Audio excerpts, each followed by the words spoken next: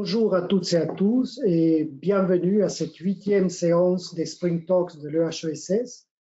C'est pour moi un plaisir de présenter Étienne Hanheim, directeur d'études à l'École des hautes études en sciences sociales et directeur des éditions de l'EHESS.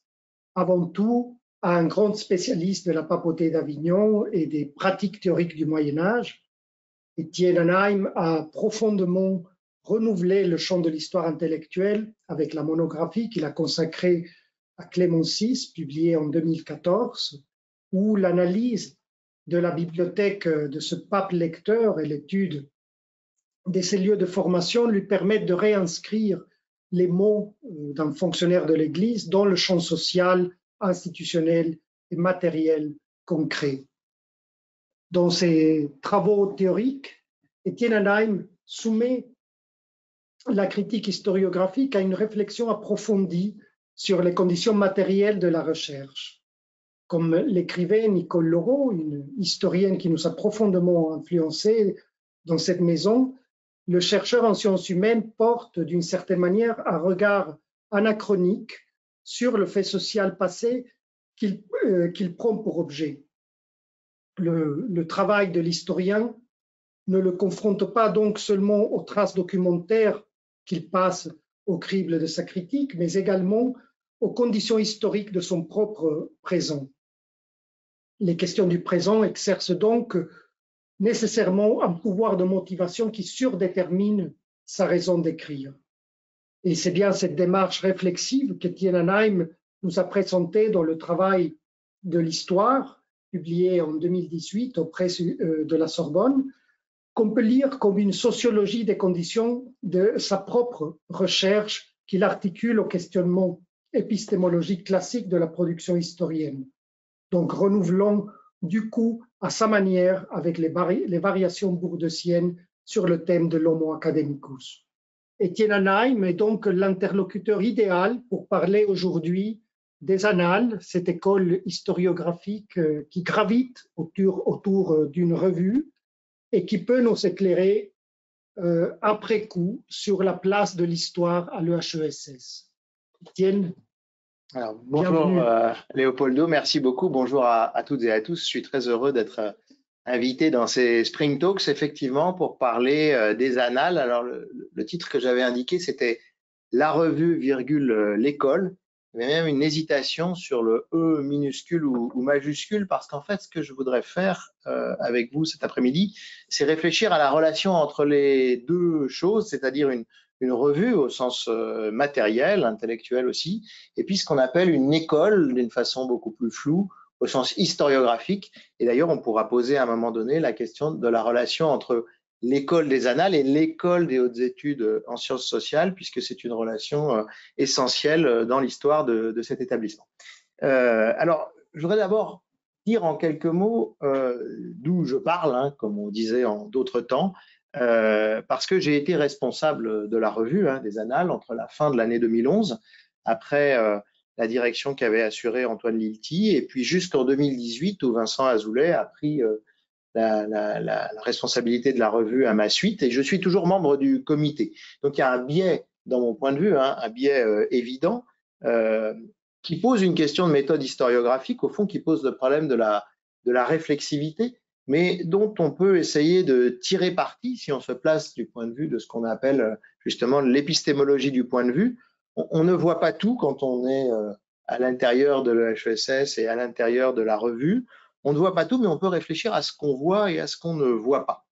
Et on peut essayer de pratiquer l'historiographie à la rencontre de l'histoire intellectuelle et de l'histoire sociale, c'est-à-dire pas simplement comme une histoire désincarnée des idées, pas simplement comme un commentaire des textes les plus célèbres ou des déclarations d'intention, puisque les gens, quand ils font une revue, écrivent des textes théoriques généraux et puis ensuite ils font des choses.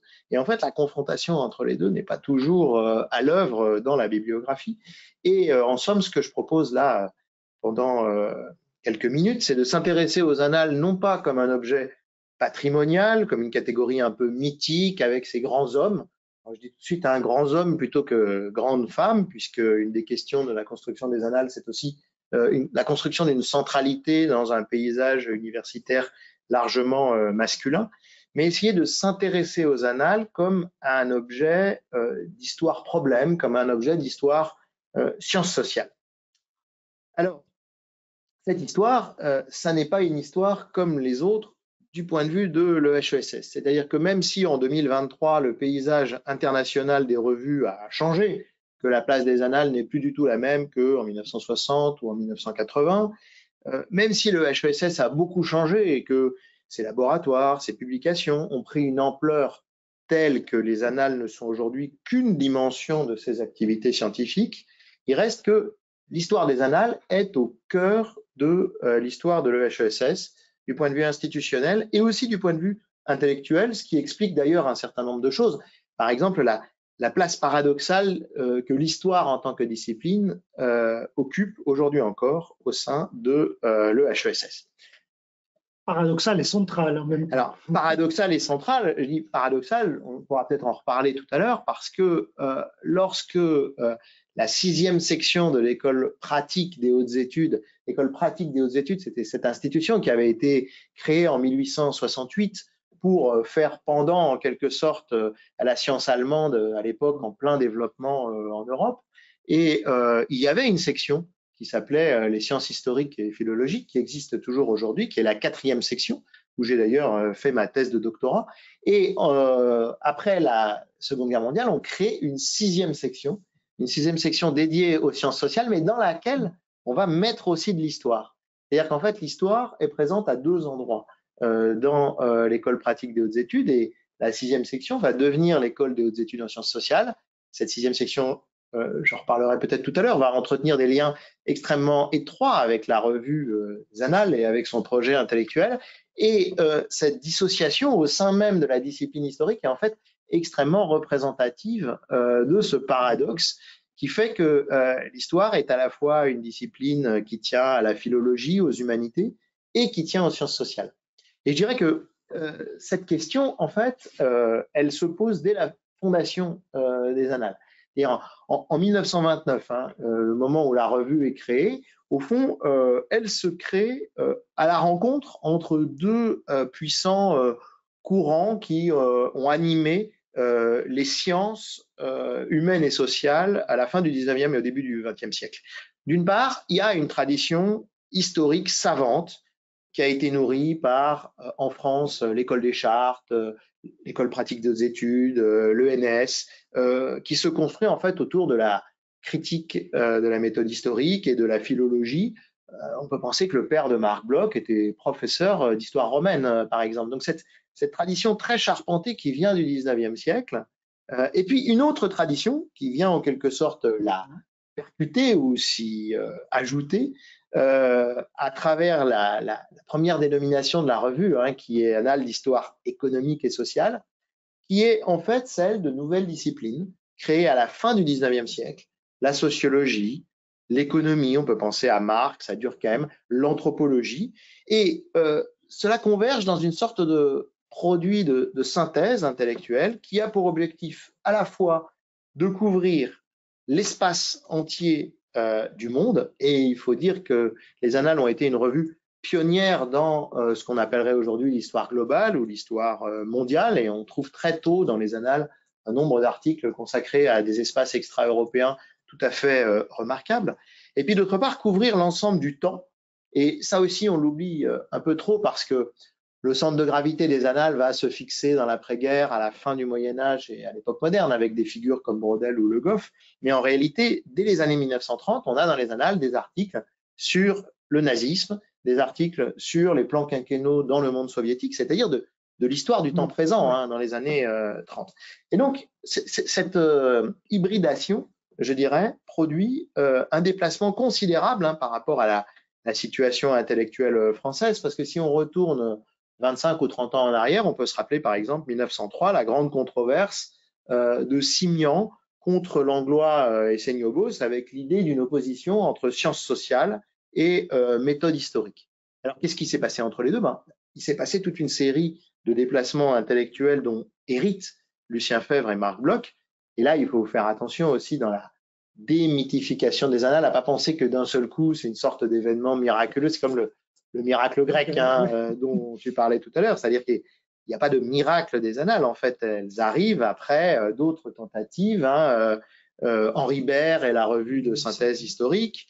En Allemagne, la Vierteljahrschrift für Sozial- und Wirtschaftsgeschichte, qui avait été fondée en 1903, qui est en fait la première grande revue d'histoire économique et sociale, et puis les travaux menés en Belgique, en Angleterre.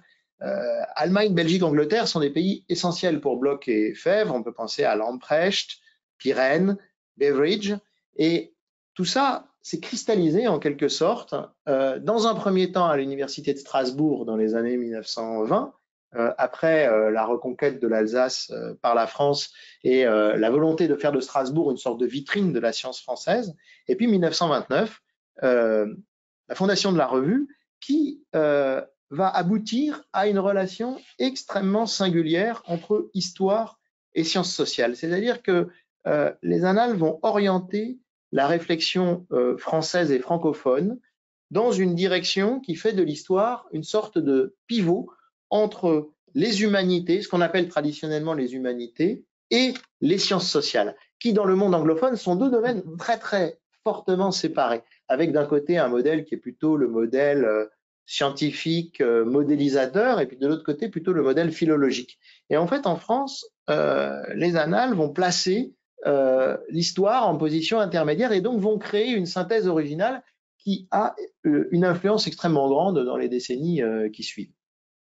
Alors dans cette histoire, il faut bien comprendre, et ça c'est difficile à imaginer après presque un siècle d'histoire, que la revue est au départ très marginale, même si elle est animée par deux personnages majeurs de l'histoire intellectuelle de l'entre-deux-guerres, qui sont d'abord professeurs à Strasbourg, et puis ensuite Lucien Febvre devient professeur au Collège de France et Marc Bloch un peu plus tard à la Sorbonne, donc c'est pas des marginaux, mais la revue elle-même ne fait pas partie des grandes revues installées, et il faut essayer de reconstruire en fait cette histoire à travers laquelle la revue va connaître un succès tel que, au fond, ce qu'on va appeler l'école des annales va faire disparaître la revue et va faire de la revue ce que j'appelle un point aveugle.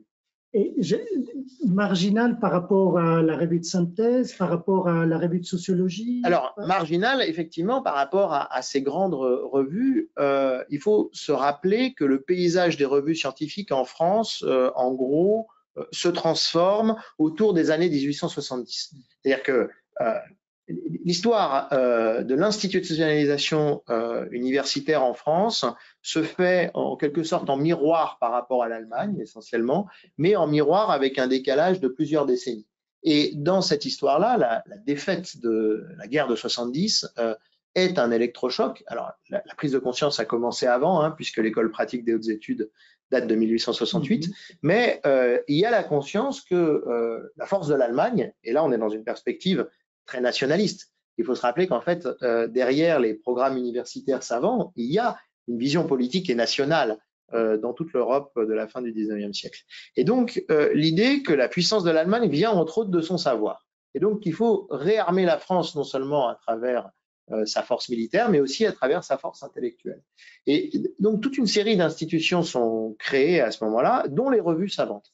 Et par exemple, en histoire, une date clé, c'est 1876, la création de la revue historique, qui est, on peut le dire, dans le champ des études historiques, la première grande revue sur les normes de ce qu'on appelle à l'époque la science, au sens qu'on dirait aujourd'hui parfois positiviste ou méthodique.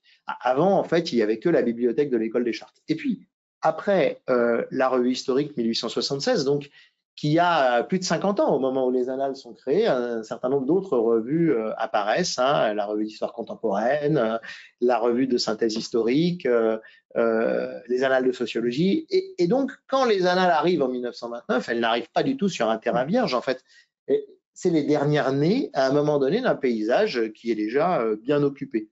Et ce paysage, il faut le restituer aujourd'hui pour comprendre l'originalité de la création des annales, qui en fait, parmi ces très grandes revues, au fond, si on prend les revues les plus anciennes, c'est la dernière venue des revues les plus anciennes qui commencerait à partir de la revue historique. Et dans cette histoire, les annales surgissent à un moment donné, mais ce qu'il y a de frappant, c'est que cette histoire, elle n'a quasiment jamais été écrite. L'histoire de la revue.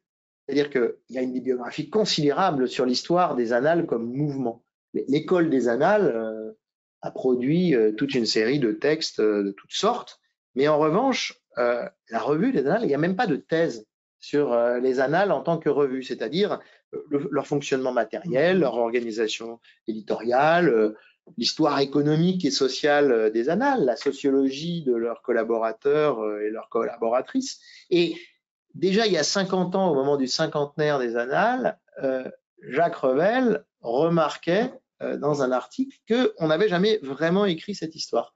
Et en fait, elle n'a toujours pas vraiment été écrite parce que la dite école des annales a pris le pas sur la revue. Et que finalement, il y a des aspects ponctuels qui ont été étudiés. On connaît la correspondance de Bloch et Fèvre. Il y a des gens, d'ailleurs en partie des chercheurs étrangers, Peter Schoettler, Lutz Raphael, qui ont travaillé sur les annales. Il y a un certain nombre de chercheurs français, Olivier Dumoulin, Bertrand Muller, André Burguer, qui ont contribué à écrire cette histoire, mais finalement, on s'aperçoit que par rapport à quelque chose d'apparemment aussi central dans l'historiographie française, au fond, on a très peu de travaux sur la revue. Et alors ça, c'est quelque chose que je trouve remarquable et intéressant. Et d'ailleurs, quand on creuse un peu, on s'aperçoit que sur le mouvement lui-même, ce qu'on peut appeler l'école des annales, on a en réalité peu d'analyses. Il y a quelques monographies importantes. J'ai cité André Burguer sur l'école des annales. On peut citer d'autres travaux comme ceux de François Doss ou de Peter Burke, The French Historical Revolution, qui a été publié en 1990.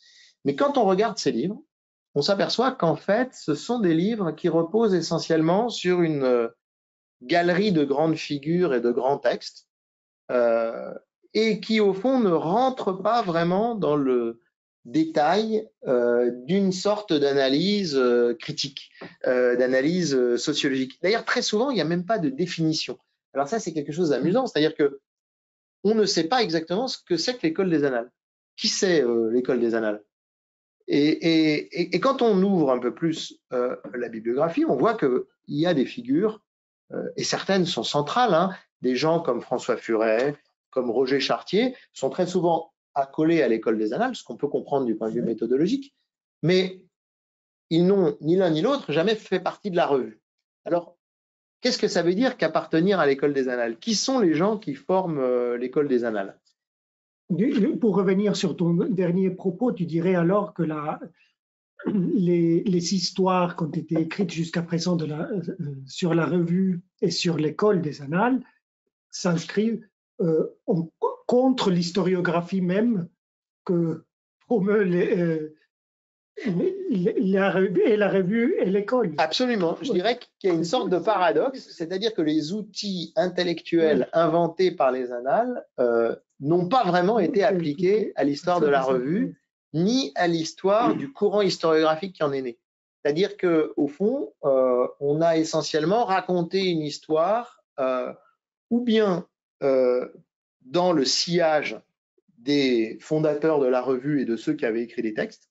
Et donc, c'est une histoire qui est essentiellement le commentaire des grands textes sur la manière dont les annales se voient elles-mêmes, ou bien une histoire très critique et négative sur le mode de la critique, mais qui restait, je dirais, au plan de l'histoire des idées et du commentaire de texte. Et qu'au fond, une analyse, disons, d'histoire sciences sociales des annales reste encore assez largement à mener. Alors que par ailleurs, il reste toute une série de témoins qu'on peut interroger. Il y a des fonds aux archives nationales et un certain nombre de fonds privés extrêmement riches sur le sujet.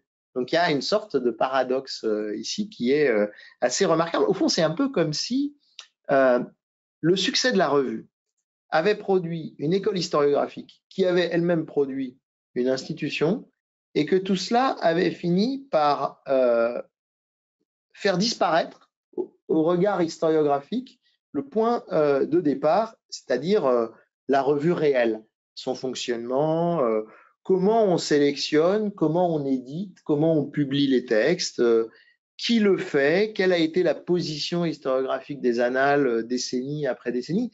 Voilà, c'est cette histoire-là sur laquelle je voudrais attirer un peu l'attention aujourd'hui, parce que je trouve que c'est assez intéressant à penser quand on s'intéresse aux sciences sociales. D'autant plus que beaucoup de courants historiographiques sont identifiés ou bien par des concepts. On parle par exemple de cliométrie, on parle de micro-histoire, ou alors par des lieux. On parle de l'école de Cambridge, on parle de l'école de Bielefeld ou de l'école de Paris en histoire grecque. Et là, on a affaire à un courant historiographique dont le nom vient d'une revue. C'est assez singulier. C'est assez singulier et ça a des conséquences. Ne serait-ce que parce que la revue est un support matériel et symbolique qui produit une forme de continuité dans le temps. C'est-à-dire qu'il va, dans la longue durée, unifier toute une série de réflexions sous un nom unique. Parce que les écoles disparaissent souvent, hein, alors que là, la revue continue à exister. Et le fait que la revue ait continué à exister a parfois produit une sorte d'illusion d'optique. C'est-à-dire qu'on s'est mis à relire toute l'histoire de la revue à l'aune de ses fruits historiographiques. Alors ça, c'est assez singulier, hein, parce que au fond, il y a là, je dirais, un faux semblant. On ne peut pas faire de la revue le porte-parole d'une école historique qui aurait été présente dès l'origine dans l'esprit des fondateurs, qui seraient sortis tout armés, tel Minerve, du cerveau de ses fondateurs. Ici, au fond, ce serait un malentendu qui lirait l'histoire à l'envers. En fait, il faut considérer que l'école des annales, comme l'école des hautes études en sciences sociales, au fond, sont nées de la revue. Et ça, c'est vraiment une singularité. Et d'ailleurs, Lucien Febvre, donc, qui a été l'un des deux fondateurs avec Marc Bloch en 1929, hein, et qui reprend la revue en 1946 après l'assassinat de Marc Bloch en 1944, Lucien Febvre, dans l'éditorial qu'il consacre aux 20 ans de la revue, 1949, est très conscient de ça, puisque c'est le moment où Febvre vient de créer la 6e section de l'école pratique des hautes études, et il la présente lui-même comme le prolongement de la revue. Et il dit, hein, je cite simplement Febvre, « C'est toute une ruche en travail que cette 6e section, sœur de nos annales, et liée avec elle du lien étroit qu'établissent, entre elle et nous, nos propres personnes, disputées, tiraillées entre tant de tâches diverses mais concordantes. » Donc, vous voyez, c'est la revue qui produit cette nouvelle section de l'école pratique des hautes études. Et donc, mais ça, c'est seulement 49. La revue, elle a déjà 20 ans. En fait, entre 1929 et 1939, les annales ne sont pas du tout une école, ni avec un petit E, ni avec un grand E. Hein. Elles sont au contraire une revue trublion, hein, dans un paysage où leur vivacité se fait remarquer. C'est l'époque où il y a les comptes rendus les plus célèbres et les plus polémiques, en particulier de Febvre. Hein. Il y a quelques épisodes fameux de ce point de vue. Et on voit, si on prend les choses d'un point de vue de la sociologie de Pierre Bourdieu, qu'au fond, les annales sont des nouvelles venues dans un champ où elles sont marginales et où la vivacité de leurs interventions a à voir avec leur volonté de se constituer en position centrale. Et donc, on a comme ça cette envie de produire une centralité, mais qui traduit le point auquel elles étaient marginales. Et dans l'après-guerre, les choses changent. Les choses changent et à partir de 46-47, en fait, Lucien Febvre et les gens qui l'entourent, qui sont largement en charge de la revue, sont chargés par le ministère de l'Enseignement supérieur de créer une nouvelle section de l'EPHE. C'est l'histoire que j'ai racontée tout à l'heure. Hein. Et à ce moment-là, il y a un processus d'institutionnalisation des annales qui commence. Ça, c'est un moment qui est extrêmement important. Pour autant, ce processus d'institutionnalisation des annales ne crée pas tout de suite ce qu'on appelle une école. En fait, l'expression école des annales, entre guillemets, est une expression tardive. Elle est devenue pour nous extrêmement familière, hein. Enfin, je dis nous, les gens comme moi qui sont nés au début des années 70 et qui ont fait des études à partir du début des années 90. Il y a une sorte d'évidence, hein, dans l'appellation École des Annales qui se trouve dans tous les manuels d'historiographie, dans toutes les langues. Mais en fait, en travaillant sur cette question, on s'est aperçu que la dénomination École des Annales est très rare avant les années 70. Très, très rare. C'est-à-dire que quasiment personne n'utilise le terme École des Annales. Et les plus anciennes attestations, qui datent des années 50, ne viennent pas de la revue, mais viennent de chercheurs extérieurs à la revue. Et souvent pour désigner, sinon dénoncer, l'influence grandissante des annales. C'est-à-dire, on dit, voilà, ça ressemble à l'école des annales. Et c'est souvent assez critique. Est-ce que ça coïncide avec l'autonomisation de la 6e section? Alors, effectivement, le moment clé dans cette invention, en quelque sorte, de l'école des annales, invention rétrospective, parce que les gens vont dire, mais c'est là depuis 1929. Oui. Mais on sait bien que l'histoire intellectuelle est faite de réinvention, correspond exactement, institutionnellement, avec l'autonomisation de la 6e section de l'école pratique des hautes études. Alors, il faut raconter cette histoire, hein. Donc, l'école pratique des hautes études est composée de 4, 5, 6 sections à partir de l'après-Seconde Guerre mondiale. Et puis, cette 6e section, hein, la section des sciences économiques et sociales, finit par prendre une importance telle, à la fois numérique, intellectuelle, idéologique aussi, et une position politique tellement forte dans les débats intellectuels de la France des années 50-60, que dans les années 70, elle va rompre avec l'école pratique des hautes études et devenir une institution à part. Et ce processus, il se déroule essentiellement au milieu des années 70, et 1975, la date clé, sous la présidence de Jacques Le Goff. Et alors c'est intéressant et important parce que Jacques Le Goff est aussi un des co-directeurs des Annales. Et Jacques Le Goff est un des grands utilisateurs du syntagme École des Annales. Et en fait, on voit que Le Goff est une sorte de réinventeur de la tradition des Annales. C'est-à-dire que, et ça, on le remarque pas assez souvent, c'est-à-dire qu'on voit en Le Goff un très grand intellectuel, un grand historien du Moyen-Âge, une grande figure de la vulgarisation, hein, de la diffusion scientifique, mais on ignore parfois l'importance de son œuvre de politique scientifique et d'administration. Or, en réalité, c'est Le Goff qui crée vraiment l'école des hautes études en sciences sociales, et c'est Le Goff qui réinvente l'école des annales en tant que tradition intellectuelle et colonne vertébrale de l'école des hautes études en sciences sociales. Mais ce n'était pas du tout le cas auparavant. Et quand on regarde les textes de Febvre des années 50, c'est même amusant, hein. Il y a un texte assez célèbre, hein, de Lucien Febvre en 51 dans la revue, où il parle d'un auteur, hein, Léonard, et il dit qu'il le remercie de ne point appeler l'école, mais bien le groupe des annales, les gens qui le constituent. Febvre ajoute, Luther protestait avec une belle véhémence contre ceux qui nommaient luthériens les partisans de ses idées. Il n'y a que des chrétiens, disait-il, des chrétiens éclairés par Dieu à travers moi. Aux annales, il n'y a que des historiens. Alors, on remarque en passant le parallèle extraordinaire entre Febvre et Luther. Lui-même se représente. Mais bon. Et s'il est un attentat contre le libre esprit que je n'ai jamais commis, continue Febvre, c'est bien celui de vouloir constituer une école, de rêver d'un conformisme, de me complaire à voir 100 morceaux de miroir brisés me renvoyer une image dont je n'ai jamais été spécialement amoureux. Des hommes de toute opinion, de toute origine, de toute formation se réclament volontiers des annales aujourd'hui. Certes, ils ne forment même pas un groupe, ils portent un esprit, un libre esprit de recherche et de novation. L'esprit des annales, je le souhaite. L'école des annales, non pas, certes. Donc, réfutation de la notion même d'école. Alors, de même que le parallèle entre Febvre et Luther est remarquable, on peut penser qu'il y a une part de rhétorique et de mise en scène dans ce refus de l'école. Marc Ferraud, quelques années plus tard, dira la même chose.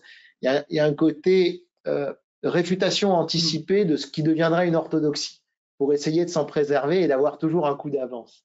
Mais en même temps, ça reste remarquable, parce qu'au fond, Febvre et les gens de sa génération n'utilisent pas la notion d'école. Et cette notion d'école, elle émerge souvent sous la plume de critiques. Alors, au fond, là, on a quelque chose d'assez courant dans les polémiques sur la constitution des mouvements intellectuels et artistiques, c'est-à-dire que c'est de l'extérieur que vient le regard cristallisant sur l'identité collective.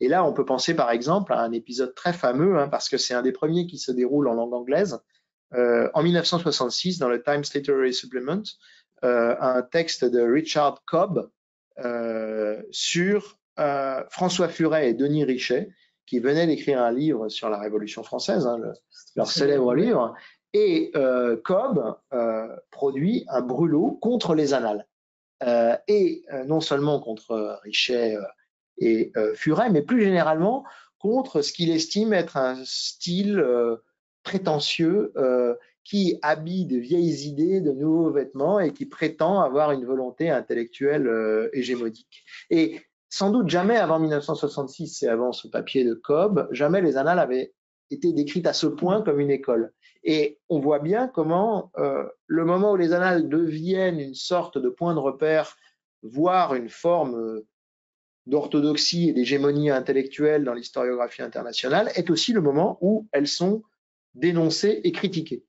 Et dans les années 70-80, tout le monde parle de l'école des annales. Le Goff parle de l'école des annales, Furet dit ce qu'on appelle un peu partout, faute d'un meilleur terme, l'école des annales. Et puis c'est le moment où on trouve en anglais Annal School, Annal Schule, Scuola delle Annales en italien. C'est-à-dire, si on fait une petite recherche lexicographique, on s'aperçoit que c'est vraiment qu'en réalité, le grand moment de l'école des annales, c'est pas les années 30 où on va imaginer le placer, mais c'est en fait les années 70, les années 80. On pourrait dire qu'il y a quelque chose comme une sociologie des groupes intellectuels à la Luhmann. Il y a d'abord la différenciation interne, c'est-à-dire on se bat à l'intérieur du groupe pour des questions d'étiquette et des approches, et ensuite une différenciation externe. Le groupe se bat contre les écoles, les autres écoles historiographiques.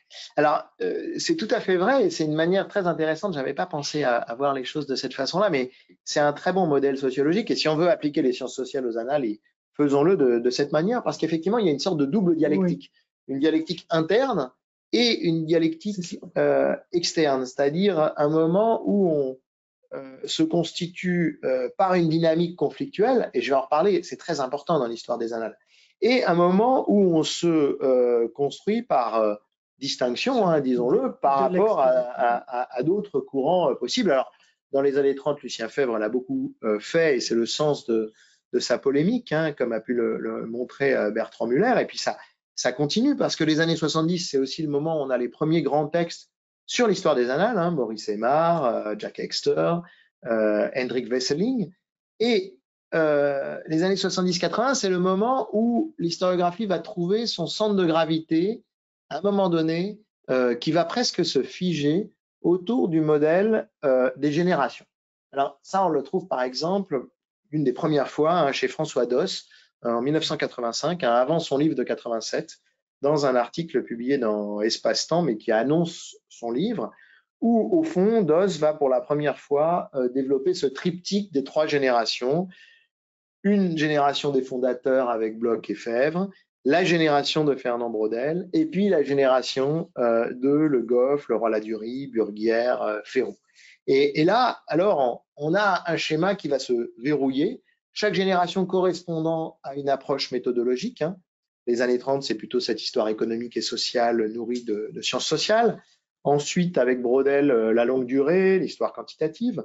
Et puis après, les années 70, c'est plutôt le temps de l'anthropologie historique et des mentalités. Et alors, tout ça va banaliser ce schéma et de manière intéressante, il va même être repris par les acteurs eux-mêmes. C'est-à-dire que dans les années 80-90, un certain nombre des acteurs de cette histoire vont se redécrire avec les mots de François Doss. Or, cette ternarité, hein, dont on voit par ailleurs qu'elle a des tas d'arrière-plans imaginaires, elle est assez discutable. C'est-à-dire que Doss a lancé ça pour mettre en forme un certain nombre de choses, mais disons que son exploration sociologique reste encore largement à faire. Et d'ailleurs, ce schéma a un peu bloqué les descriptions depuis les années 90. En fait, on a une sorte d'introuvable quatrième génération des annales. Enfin, on a au fond, ce schéma ternaire, finalement, a fermé les annales sur elles-mêmes et les a fermées en invisibilisant à la fois le processus de lutte interne et le processus de lutte externe que tu décrivais à l'instant. Alors que c'est un processus qui a été extrêmement important. Et ça, c'est intéressant aussi dans l'histoire des annales, c'est-à-dire que la manière dont l'étiquette annale s'est constituée, avec sa permanence, avec sa signature collective, c'est-à-dire ces éditoriaux qui sont signés les annales, a un peu eu tendance à effacer la conflictualité interne à la revue. Alors, André Burguière, par exemple, a remarqué depuis très longtemps que entre Bloch et Febvre, il y a eu toute une série de conflits. Quand on lit la correspondance de Bloch et Febvre, on voit qu'en fait, ils sont souvent pas d'accord, et parfois d'une manière assez directe. Ils ont aussi été en conflit au moment où Bloch a voulu se présenter au Collège de France et où Febvre l'a soutenu vraiment du bout des lèvres dans un contexte où l'antisémitisme bloquait la candidature de Bloch. C'est quelque chose qui a rejoué dans la Deuxième Guerre mondiale, puisqu'à partir de 1940, Bloch a été obligé d'enlever son nom et Febvre a continué à faire paraître la revue là où Bloch aurait aimé un geste de résistance plus fort. Donc, il y a une dynamique de conflit entre eux deux, mais qui n'est pas simplement une dynamique politique, qui est aussi une dynamique intellectuelle. Febvre trouvait souvent, inversement, Bloch un peu timoré, un peu trop attaché à l'érudition, aux notes de bas de page, alors que Febvre développait un style plus flamboyant et parfois plus audacieux, y compris dans ses narrations. Donc, il y a cette dynamique-là. Mais après, il y a toute une série de conflits dans l'histoire des annales. Par exemple, autour de 1960, entre Fernand Braudel et Robert Mandrou. Fernand Braudel, c'est le directeur de la revue. Robert Mandrou, c'est le secrétaire du comité. Ce sont tous les deux des héritiers de Lucien Febvre. Et au fond, ils se disputent l'héritage. Et c'est Braudel qui l'emporte. Et Mandrou quitte la revue. Il y a un dossier entier aux Archives nationales que Mandrou a laissé autour de ce conflit. Et puis, ces conflits continuent. Et au fond, ce dont on s'aperçoit à travers cette attention à la conflictualité, c'est que l'histoire même du fonctionnement de la revue n'a pas vraiment été écrite, alors que c'est une histoire intéressante. En réalité, les annales ont suivi les grandes phases de fonctionnement des revues scientifiques. Et si on essaye de la périodiser, on voit que ça ne colle pas du tout avec les générations. En fait, il y a un premier moment, de 1929 à 1969, les 40 premières années des annales. Au fond, les annales fonctionnent selon un modèle très centralisé qui est celui des grandes revues de sciences humaines de l'époque, c'est-à-dire une direction qui est très resserrée autour d'une ou deux grandes figures, et les journaux savants du 19e et du début du 20e siècle fonctionnent comme ça, c'est-à-dire que, en gros, c'est Febvre d'abord, avec Bloch dans les années 30, et puis ensuite tout seul, et puis après c'est Braudel, qui vont décider de l'essentiel de ce qui se publie ou de ce qui ne se publie pas dans la revue. Le comité joue un rôle très marginal. On n'est pas dans une revue scientifique au sens de la collégialité telle qu'elle fonctionne aujourd'hui. Et d'un point de vue matériel, ces premières 40 années sont assurées toujours par le même éditeur. Alors là aussi, c'est très intéressant. Selon le modèle des anciennes revues savantes du 19e et du 1er 20e siècle, c'est un éditeur privé qui publie les annales. C'est-à-dire c'est une entreprise commerciale pour une part. Et quand on lit la correspondance entre Bloch et Febvre, on voit que le souci de l'éditeur, qui est un souci qu'on connaît tous aujourd'hui, celles et ceux qui travaillent dans des revues, est permanent. Et l'éditeur historique des annales, c'est Armand Collin. Armand Collin, qui est donc vraiment au fond, le producteur matériel de la revue. Alors ça, c'est le premier temps de la revue. Puis à partir de 69, les choses commencent à changer. Pourquoi 69 ? Parce que 69, c'est la succession de Braudel. Et Braudel laisse la revue non pas à une personne, mais à un collectif. Un collectif qui rassemble Le Goff, Leroy Ladurie et Marc Fesneau, auquel s'adjoint André Burguière, qui est le secrétaire du comité, mais cette position de secrétaire du comité devient beaucoup plus importante avec André Burguière. Et à ce moment-là aussi, la revue commence à disposer des moyens de l'école des hautes études en sciences sociales, c'est-à-dire d'un personnel spécialisé dans le domaine de l'édition. D'ailleurs, personnel qu'on peut remarquer est un personnel quasiment uniquement féminin dans l'histoire longue de la revue, c'est-à-dire qu'il y a une dichotomie en termes d'histoire du genre entre une direction scientifique masculine et puis un travail éditorial effectif qui est un travail féminin en termes de diffusion de division du travail. Et 69, c'est donc un premier moment de collectivisation, je dirais, du travail de la revue. Mais même ce moment se déroule sur un fond conflictuel. Par exemple, on ne sait pas suffisamment que le rapport entre Le Goff et Braudel, entre 1972 et 1975, traverse une phase assez conflictuelle. C'est-à-dire qu'en fait, Braudel a choisi un collectif pour lui succéder. Il a choisi en quelque sorte Le Goff pour présider aux destinées de la 6e section qui va devenir HESS, mais assez rapidement, comme il arrive toujours dans ces cas-là, au fond, Le Goff mène une politique intellectuelle qui est la sienne, qui n'est pas celle que Braudel avait en tête, et donc la relation entre Braudel et Le Goff devient de plus en plus tendue, et il y a une sorte de rupture entre eux autour de 1975 qui va éloigner les annales de l'orbite de Fernand Braudel et qui va continuer ce mode de fonctionnement collectif avec une direction collégiale et puis avec une personne secrétaire du comité qui est en charge du fonctionnement de la revue. Donc c'est d'abord André Burguière, puis Jacques Revel, et ces personnes se succèdent. À partir de 1980, c'est Lucette Valency qui est la seule femme qui a exercé cette responsabilité. Et c'est finalement le régime normal de la revue qui, en 1994, va pour la première fois s'augmenter de 4 personnes qui n'ont pas été secrétaires du comité auparavant, Jocelyne Daclia, Laurent Thévenot, André Orléans et Michael Werner, mais au fond toujours un peu sur le même mode, c'est-à-dire une sorte de comité de direction assez large qui commence à pluraliser la responsabilité de la revue, mais qui reste très lié au travail éditorial. Et ce fonctionnement-là perdure de 1969 à 2006. Et c'est seulement en 2006 qu'on arrive dans ce qu'on pourrait décrire comme un troisième moment de l'histoire de la revue. Donc on voit que si on écrit l'histoire matérielle de la revue, ça ne donne pas la même chronologie que cette histoire de génération.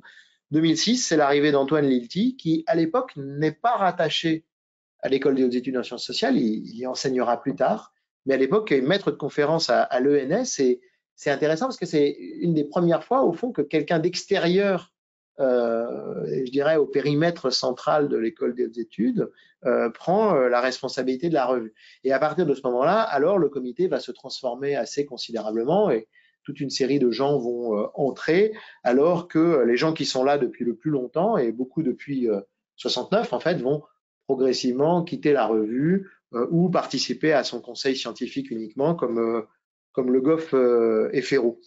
Donc, voilà, il y a une histoire des annales de la revue qui est assez différente de l'histoire de ce qu'on appelle l'école, au sens historiographique. Et au fond, cette histoire des annales, elle se caractérise par une série de tensions.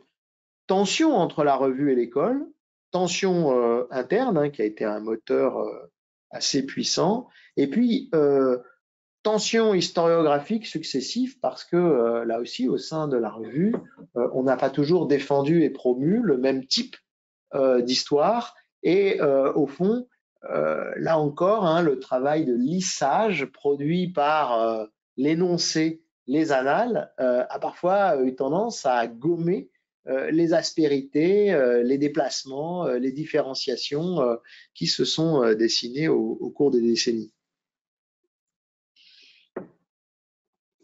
Alors, sur ce point, je pense qu'il y a quand même un aspect qui réunit la revue et l'école. Et c'est l'ambition, on pourra juger qu'elle est réussie ou pas, mais l'ambition assumée de proposer une forme de cohérence historiographique à un moment donné.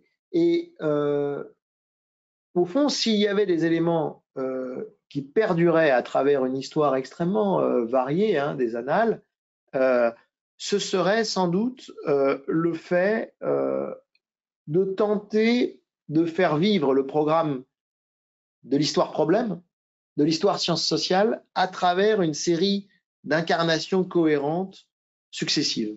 Et c'est d'ailleurs ce qu'on a encore essayé de faire en 2020 dans le numéro qui s'appelle Autoportrait d'une revue, hein, qui est disponible en librairie et sur Cairn, hein, au sein duquel il y a un texte qui reprend en partie ce que je discute cet après-midi, c'est-à-dire ce rapport entre école et revue, c'est-à-dire essayer de faire effort pour ne pas forcément céder à la pluralité et la diversité des pratiques historiques ou de sciences sociales dites scientifiques, mais de les réunir en distinguant certaines plutôt que d'autres autour d'un noyau intellectuel qui nous semble cohérent. Après, nous semble cohérent, il y a toujours une dimension de vœux pieux hein, dans cette entreprise, c'est-à-dire que c'est aux lecteurs et aux lectrices de juger si ce qu'on propose a la cohérence qu'on lui prête. Mais au moins cet effort continu dessine sans doute une sorte de ligne à l'intérieur de l'histoire de la revue, malgré les discontinuités sur lesquelles j'essaie d'attirer un peu l'attention aujourd'hui, parce que on en parle moins souvent que de la puissante continuité qui est produite intellectuellement, mais aussi idéologiquement par la revue. Et dans l'école, mais là, pour le coup, non pas l'école des annales, mais l'école des hautes études est en quelque sorte le reflet. Alors, effectivement, la question de la relation entre les annales et l'école est une question centrale dans cette histoire, hein, puisque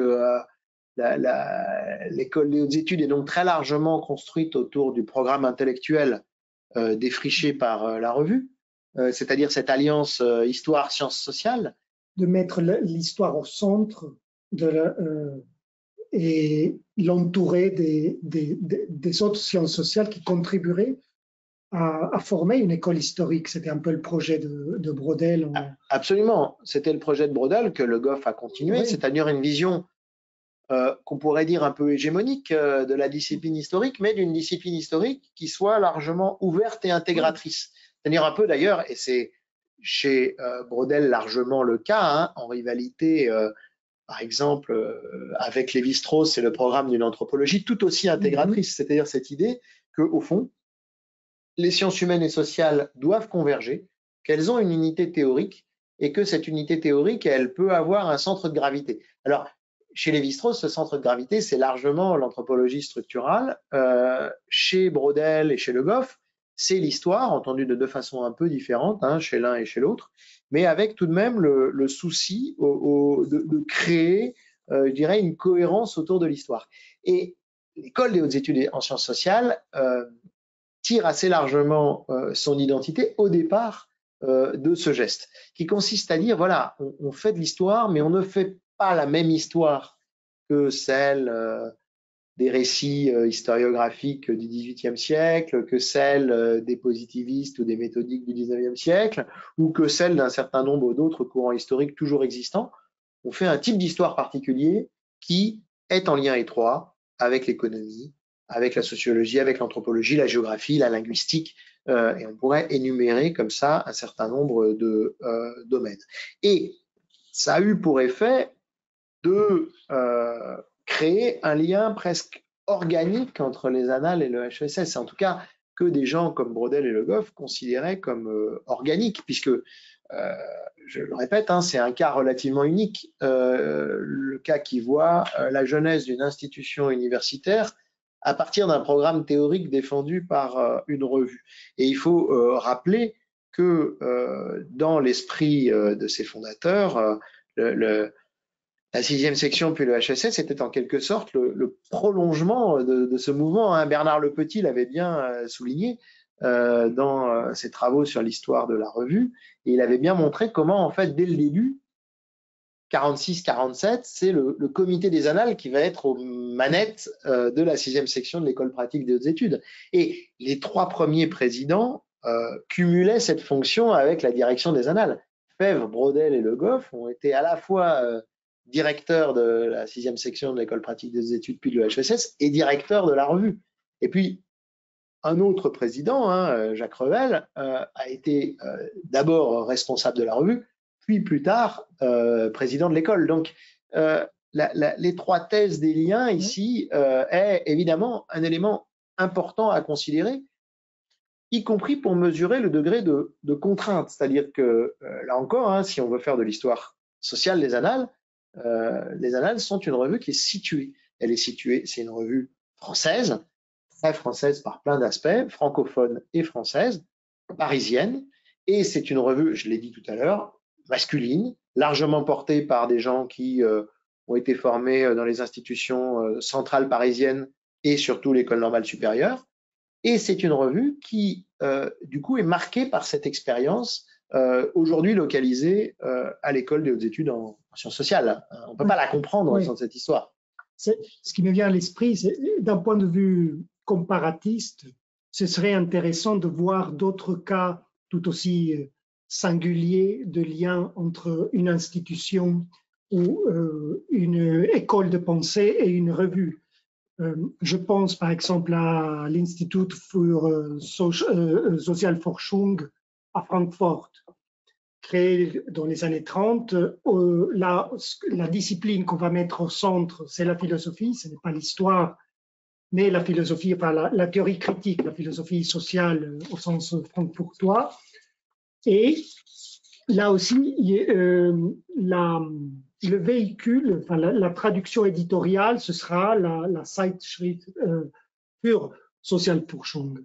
Un autre endroit qui nous ressemble par sa singularité, c'est-à-dire nous ressemble dans la mesure où il est difficilement comparable, c'est l'Institut Warburg, où on va mettre au centre non pas l'histoire comme à l'EHESS, ni la philosophie comme à Francfort, mais ce sera l'anthropologie des images.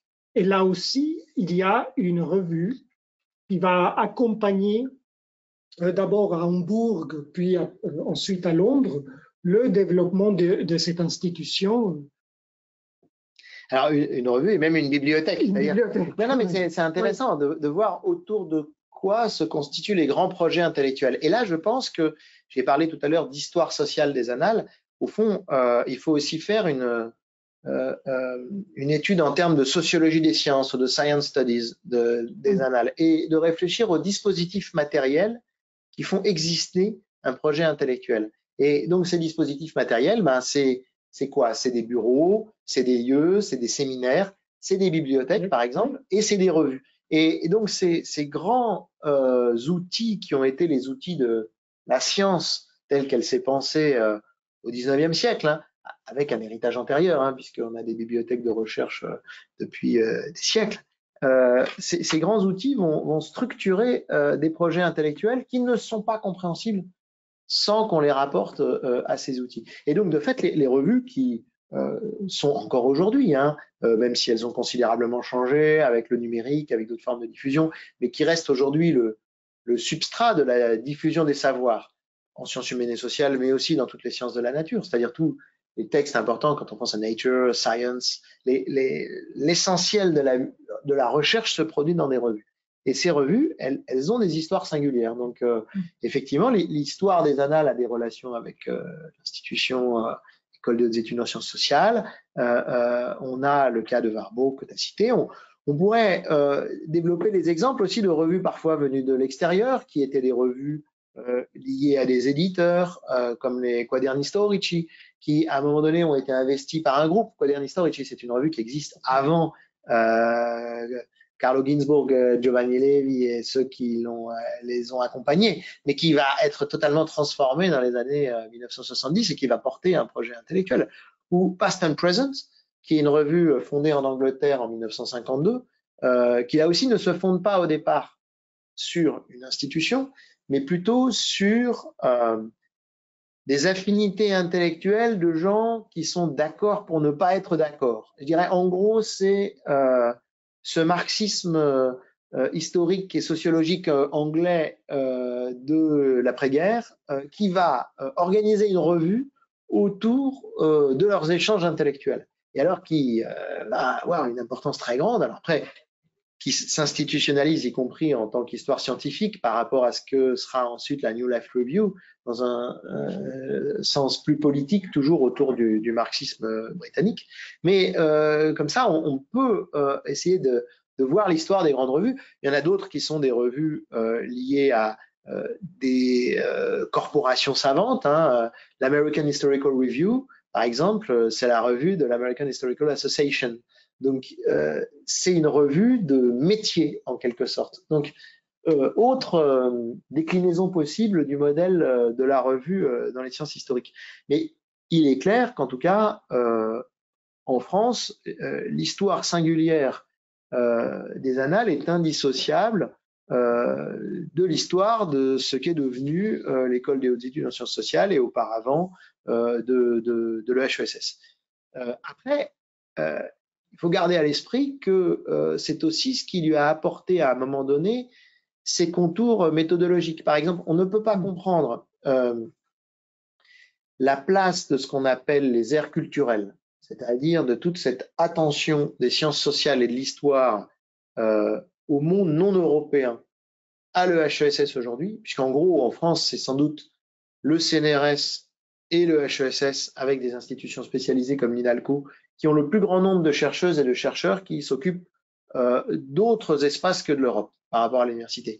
On ne peut pas la comprendre sans la comprendre en relation étroite avec l'attention précoce des annales et développée fortement sous Braudel pour les mondes non européens. C'est-à-dire que les grands centres d'aires culturelles qui se développent à la 6e section de l'école des hautes études, l'Afrique, l'Inde, la Chine, la Russie, tout ça, ça se passe entre 1956 et 1960, au moment où la revue publie des travaux qui cherchent à irriguer les historiographies du monde entier. Non seulement les histoires du monde entier, mais les historiographies, c'est-à-dire publie des gens qui ne sont pas des chercheuses et des chercheurs, disons, français ou de l'immédiat environnement, même s'il y a un bassin, on sait bien que la France, puis l'Italie, le monde méditerranéen, l'Allemagne, l'Angleterre constituent un premier cercle. Mais par exemple, l'Amérique latine ou l'Europe de l'Est et la Russie font partie d'interlocuteurs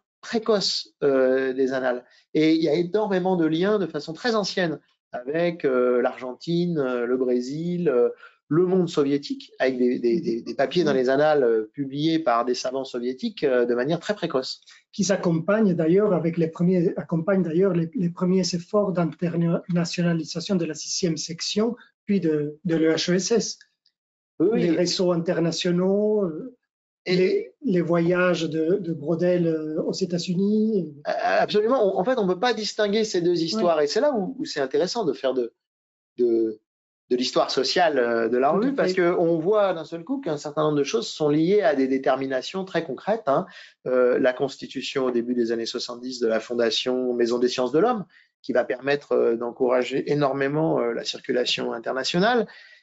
L'existence de réseaux anciens, alors tu cites les voyages de Braudel, on peut penser aux relations avec l'école française de Rome, par exemple, qui sont des relations privilégiées et très anciennes de la revue, qui vont faire que entre France et Italie, entre EHESS et universités italiennes, on a des échanges très intenses.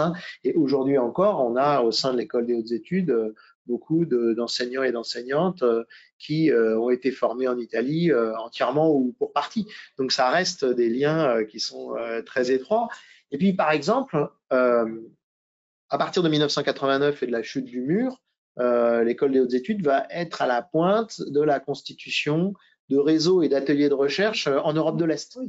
Et grâce notamment à Rosemarie Lagrave. Absolument. Et cette histoire-là, elle a de l'importance, je dirais, pour ce qui se fait dans la revue. Donc, les courants intellectuels que peut représenter la revue n'existent pas hors sol, en quelque sorte. Ils sont dans un processus de dialectique permanent entre l'institution qui soutient la revue et la revue elle-même qui apporte des choses à l'institution.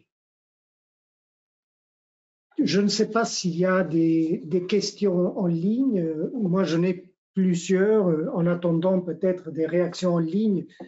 Moi, je voulais te poser une question. Dans le travail de l'histoire dont dans ton ouvrage, tu soulignes l'importance du réseau de relecteurs avant publication dans le travail du chercheur en sciences humaines. Quelle place tu accorderais à une revue comme les Annales dans un tel réseau? C'est une question très importante parce que ça permet de souligner une des singularités du travail accompli au sein des Annales. Dans le livre, quand je parle de cette question, je pense plutôt à tous les gens à qui on donne à lire les textes de façon informelle auparavant. C'est-à-dire à cette idée qu'au fond, quand on écrit un texte, on l'écrit jamais tout seul. Non seulement on est environné de livres, de gens auxquels on pense et avec qui on a pu parler, mais de gens à qui on va soumettre les textes. Et c'est souvent ces gens qui vont d'ailleurs en être dans un premier temps les critiques les plus féroces parce que les plus proches et les plus à même de dire ce papier est très mauvais, il y a telle chose que je changerais. Donc il y a cette phase-là. Mais je dirais que la revue, les revues en général, redoublent cette phase d'échange d'une formalisation de ce type d'échange sur la base d'une relecture. Et dans le cas des Annales, c'est une question importante parce que le comité se réunit tous les mois et que tout le comité a à sa disposition tous les articles qui sont soumis. Alors, on est en train d'expérimenter une nouvelle formule depuis quelques mois où on se concentre à chaque réunion du comité sur 2 ou 3 articles en particulier. Mais tous les articles restent à disposition et les 2 ou 3 articles sur lesquels on se concentre sont relus par l'ensemble des membres du comité. C'est-à-dire que la discussion générale, ça explique aussi parfois, disons, la complexité des jugements sur un article, parfois l'importance du retravail, voire le nombre élevé des refus, parce que c'est vrai que quand on a 10 ou 12 personnes qui donnent leur avis sur un texte, ce texte finit évidemment par montrer ses limites, les nôtres aussi, parce que quand il arrive que les gens de la revue publient, leur texte passe aussi en comité. Donc on a ce crible, mais qui est là aussi pour essayer de réfléchir avec une forme d'attention, de charité intellectuelle, de souci du détail pour que les textes soient le mieux relus possible. Et ça n'est qu'une des 3 relectures proposées par la revue, parce qu'il faut ajouter à cette relecture des membres du comité une relecture externe devenue systématique depuis une quinzaine d'années, c'est-à-dire que chaque article des Annales est envoyé systématiquement à 2 ou 4 rapporteurs, rapportrices à l'extérieur, jusqu'à 4. Alors, ou bien parce qu'on en a demandé plusieurs en même temps et que les gens répondent, et ça c'est une vraie question, parce que là j'en profite pour remercier beaucoup celles et ceux qui acceptent de faire des expertises pour les revues, parce que c'est extrêmement précieux, c'est bénévole, ça prend du temps, et en même temps c'est un aspect essentiel de la discussion scientifique dans les revues. C'est vrai de la nôtre comme de toutes les revues. Donc 2 à 4 rapporteurs et rapportrices qui font des rapports, une douzaine de lecteurs à l'intérieur du comité, et puis quand l'article est accepté, et là, dernier élément très important du point de vue de la relecture, l'article est relu par des éditrices, et là j'en reviens au fonctionnement matériel de la revue, c'est-à-dire que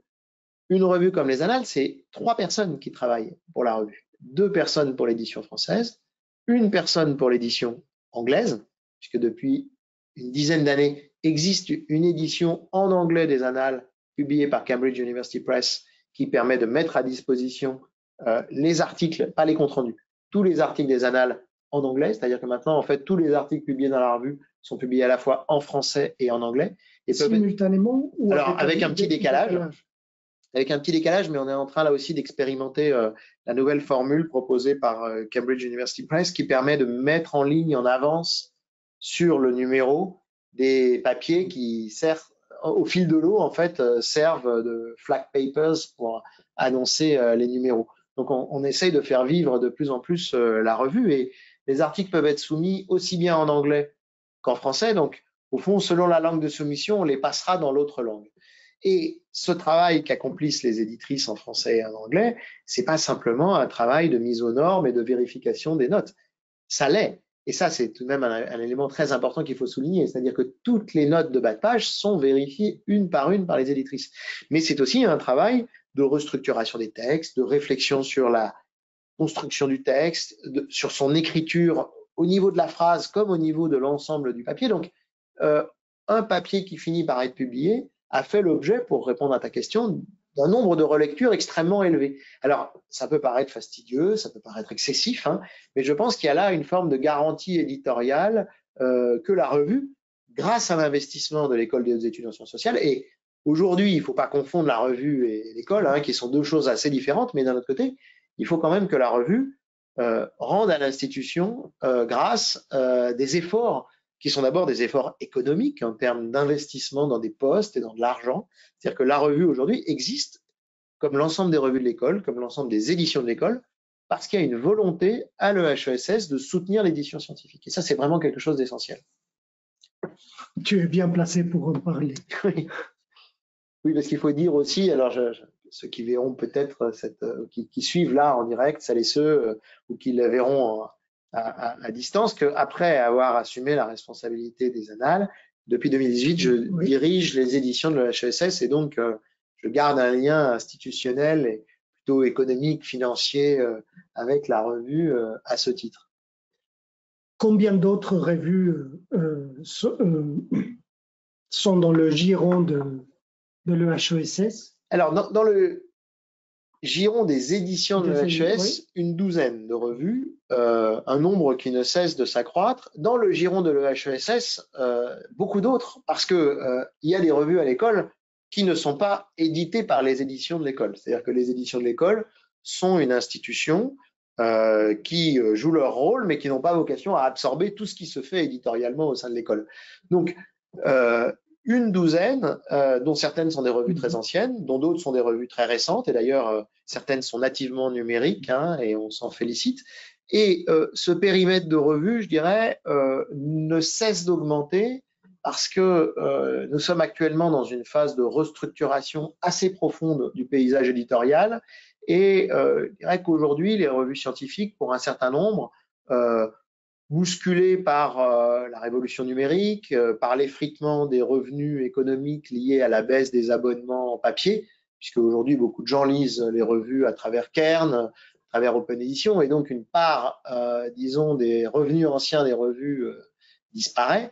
De plus en plus de revues éprouvent le besoin de se rassembler, et les éditions de la HESS essayent d'être un des lieux où les revues scientifiques peuvent s'agréger pour réfléchir ensemble, mais aussi pour une visibilité commune et un certain nombre d'actions cohérentes du point de vue intellectuel, même si ni le HESS ni les éditions de la HESS n'interviennent jamais sur le fonctionnement interne intellectuel des revues. Chaque revue a sa ligne, chaque revue a son comité, et il est très important ici de garder la distinction entre ce qui est le soutien matériel et ce qui est la ligne éditoriale.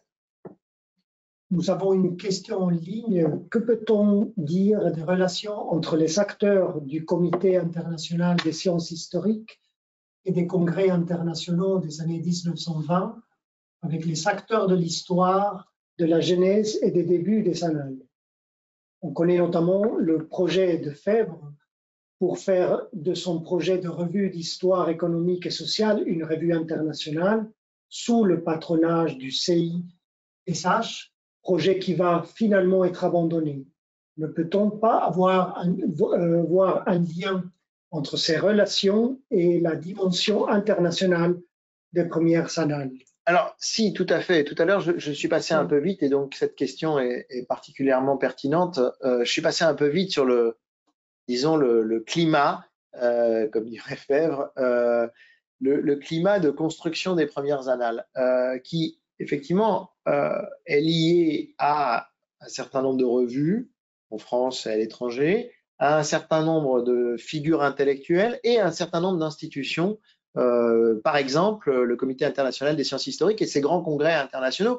Et j'ai évoqué très rapidement la figure d'Henri Pirenne, qui est donc ce grand savant belge qui a été l'un des grands inspirateurs de Febvre et de Bloch, mais qui a été aussi un des grands acteurs de cette histoire internationale des sciences historiques, y compris dans les années 20, et de ces congrès qui permettaient de rassembler les savants du monde entier dans des capitales successivement. Et de fait, on ne peut pas comprendre l'internationalisation des annales si on ne comprend pas l'internationalisation des sciences historiques à ce moment-là, c'est tout à fait vrai et tout à fait important de le souligner. Si nous n'avons pas d'autres questions, nous arrivons à la fin de cette 8e séance. Merci infiniment, Étienne. C'était une discussion passionnante et nous vous donnons rendez-vous pour demain.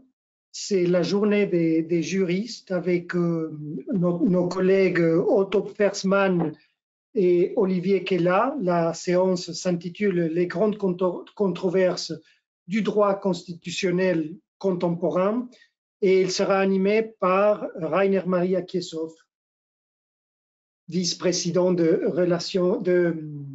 recherche. Bon, merci beaucoup pour votre attention et à très bientôt. Merci beaucoup, Léopold. Merci beaucoup à toutes et à tous.